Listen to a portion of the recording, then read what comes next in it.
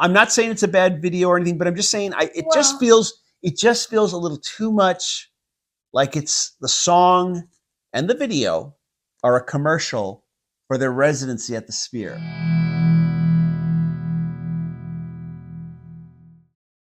Hey everybody, this is TJR. This is Superfan. Just hanging out with our compadre here. And maybe about a week or so ago, we were flipping through YouTube and we saw a video clip that someone uploaded to YouTube, just someone who happened to be there.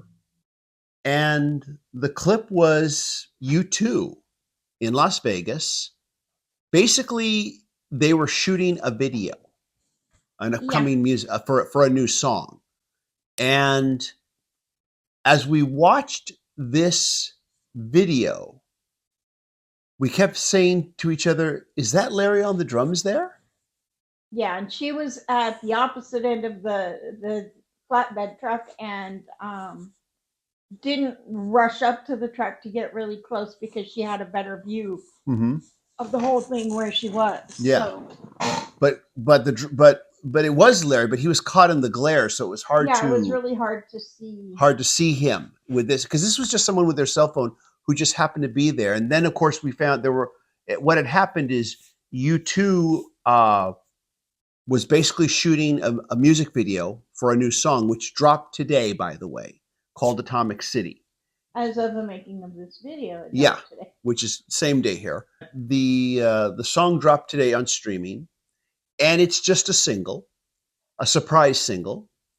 But they apparently, like I said, a few weeks ago, they just showed up in Las Vegas on a flatbed truck performing this song.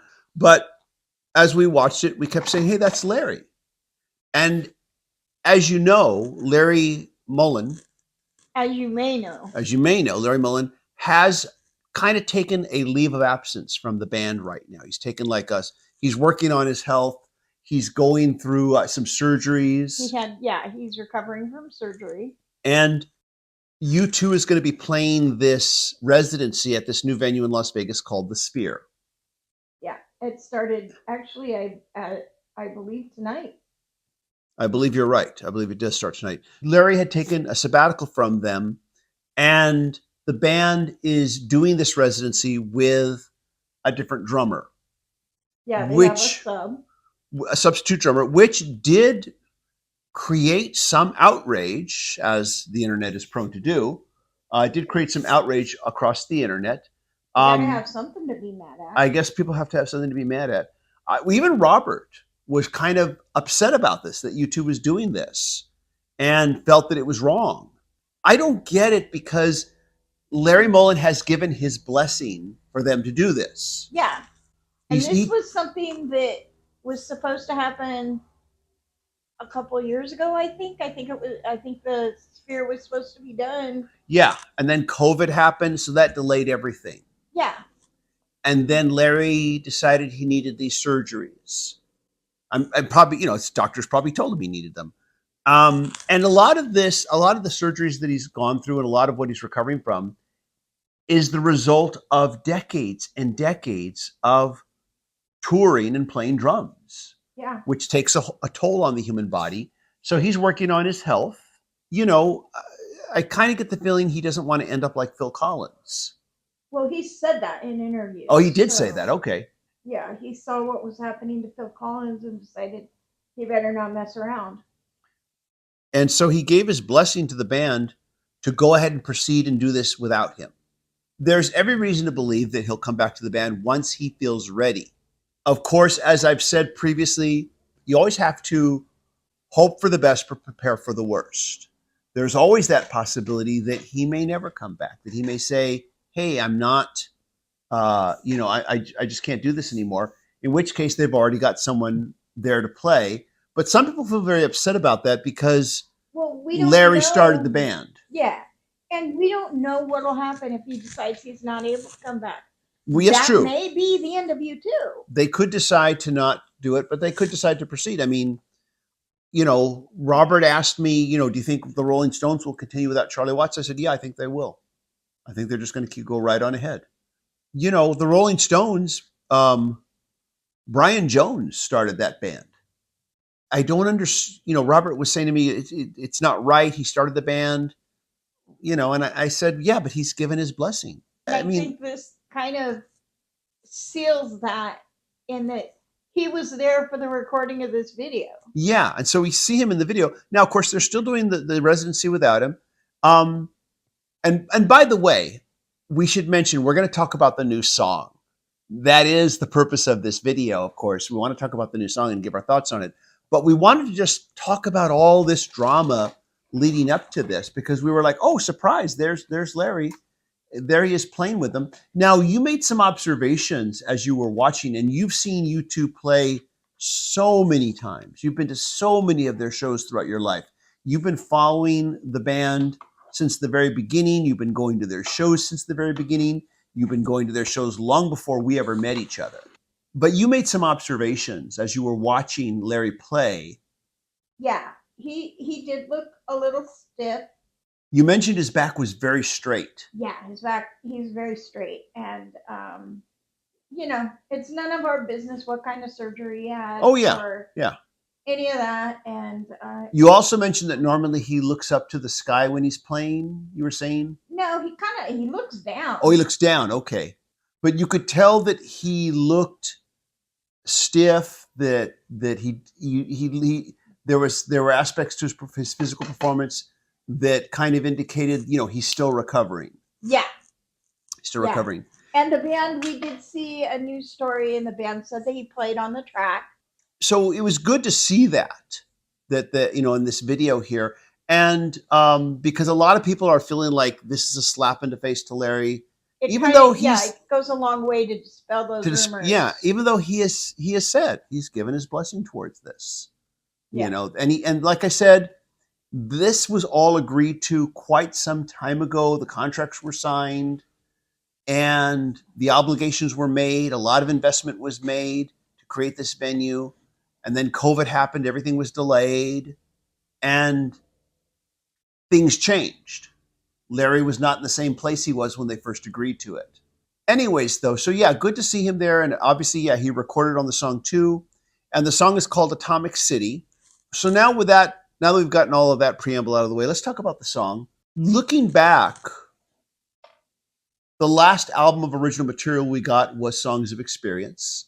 So this is this like the first original song we've gotten since that album, or was there anything in between? I think there may have been a track or something in between.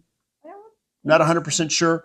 But, you know, the last album they did, Songs of Experience, I think was their best album of the 21st century.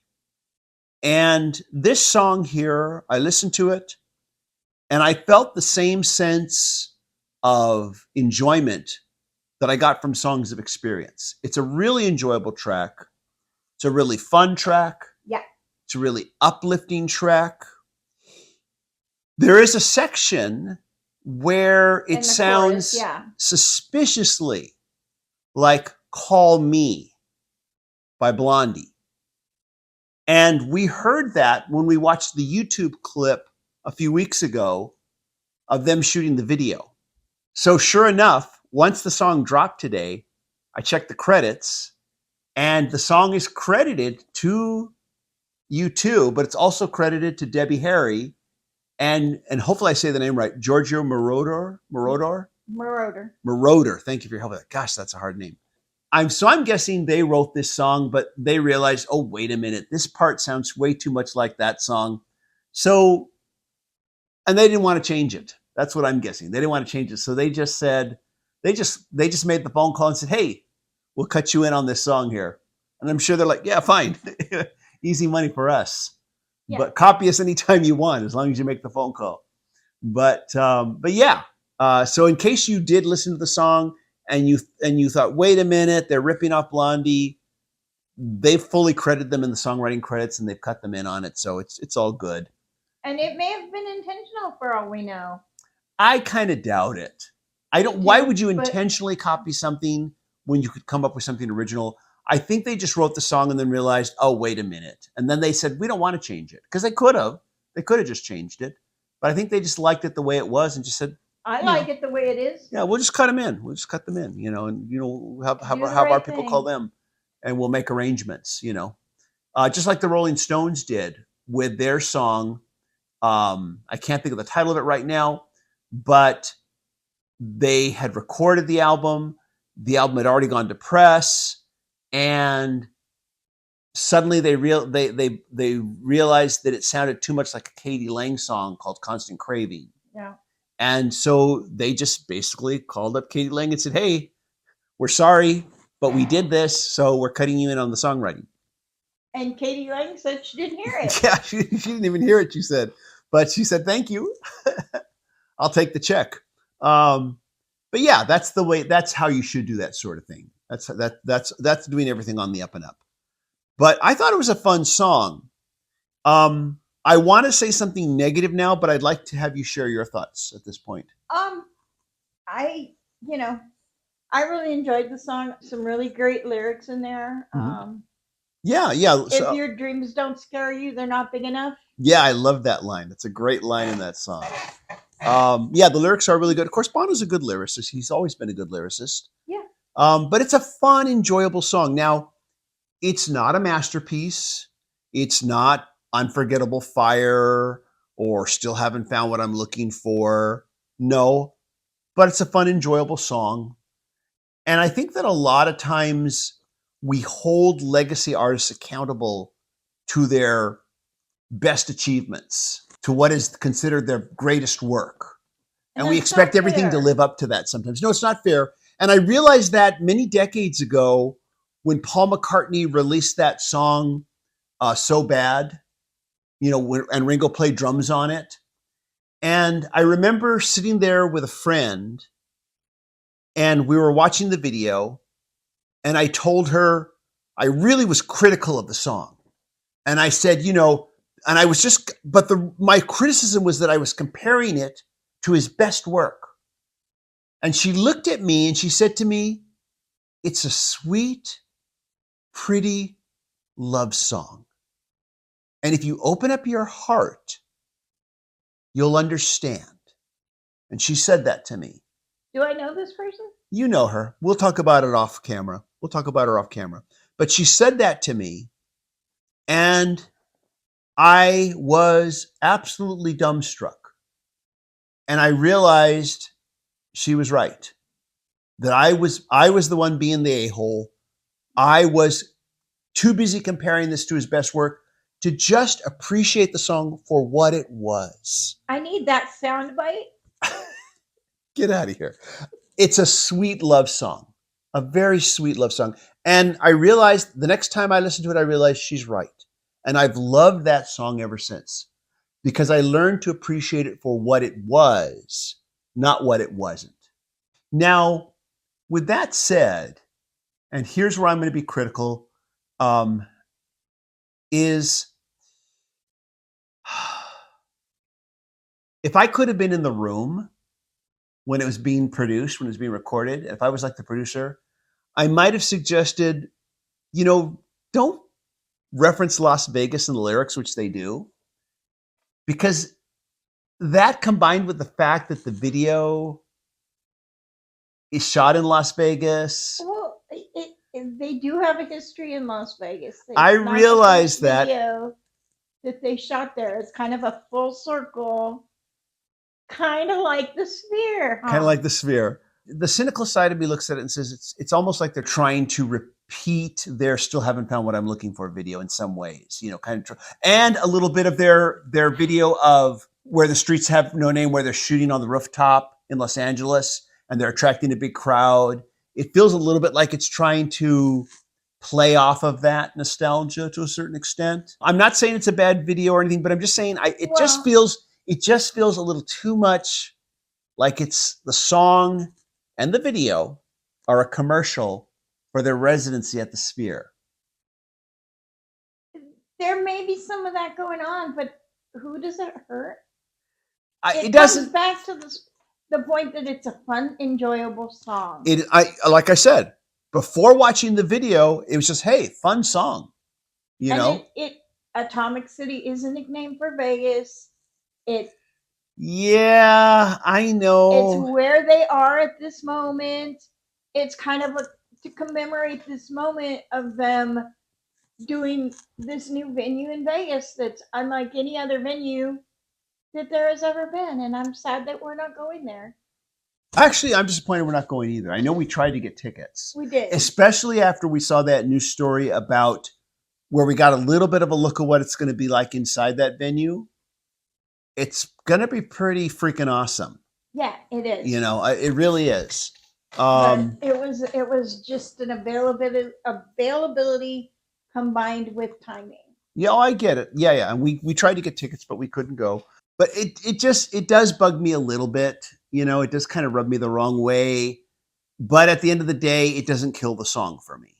It's just the one part that I was like, if I'd been there in the control room, if I'd been there in the producer's chair, I would have said, can you just steer away from the Las Vegas reference with lyrically? I just Considering feels that the song is about Las Vegas, it's kind of hard to do that. you don't have to mention that though. You could just still keep the title Atomic City.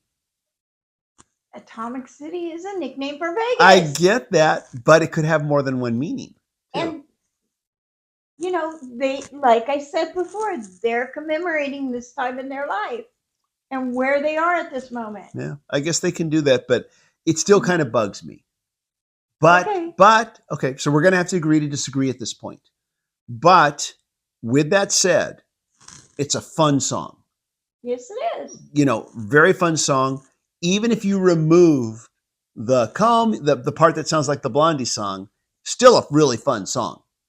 That's part of what makes it a fun song. That's part of it, but it's not the only thing that No, makes it a fun song. Absolutely not.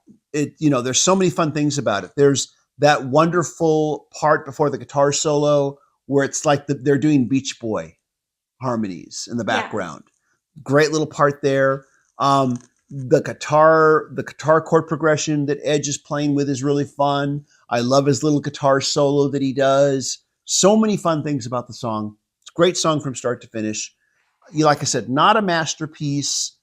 No doubt who it is, though. Huh? No doubt who it is. Say what? As far as there's no confusing it with any other band. Oh no! There isn't. I thought you were referring to the band No Doubt for a moment there. No. Yes, you're right. There's no doubt confusing who this is when you hear it. No, it's signature. In fact, Robert texted me about it, and I said, "Do you like the song?" He said, "Oh yeah, it's signature U2." He said. But those are our thoughts on the song. Let us know your thoughts. Go give it a listen if you haven't yet, and be curious to know your thoughts.